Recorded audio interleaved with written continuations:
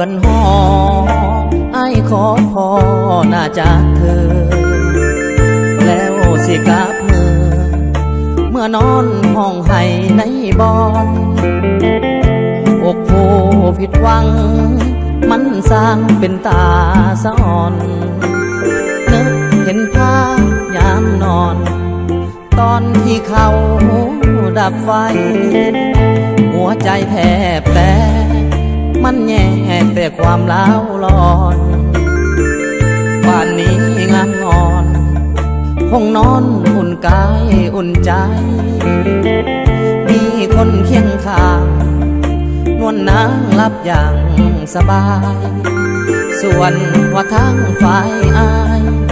ยินดีกับพ่อกันขึ้น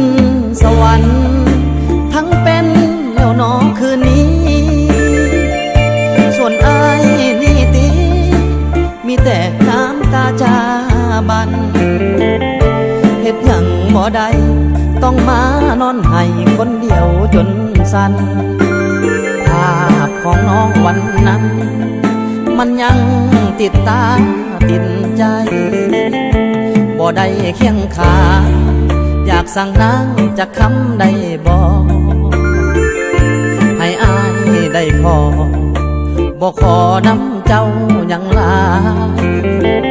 รู้แล้วว่าน้องเป็นของคนใหม่ทางใจและกายก่อนอายสิจากเจ้าไปขอให้อายพ่อนาจากเธอ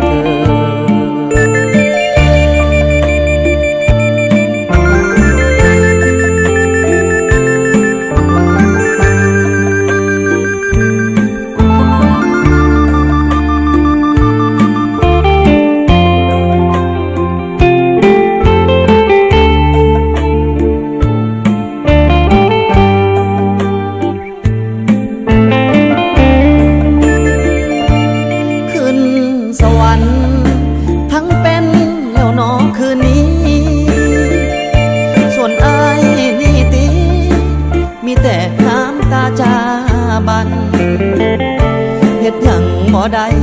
ต้องมานอนให้คนเดียวจนสั่นภาพของน้องวันนั้นมันยังติดตาติดใจบ่ได้เคียงข้าง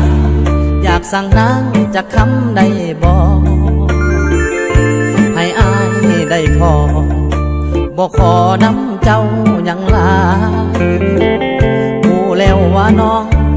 เป็นของคนใหม่ทางใจและกาย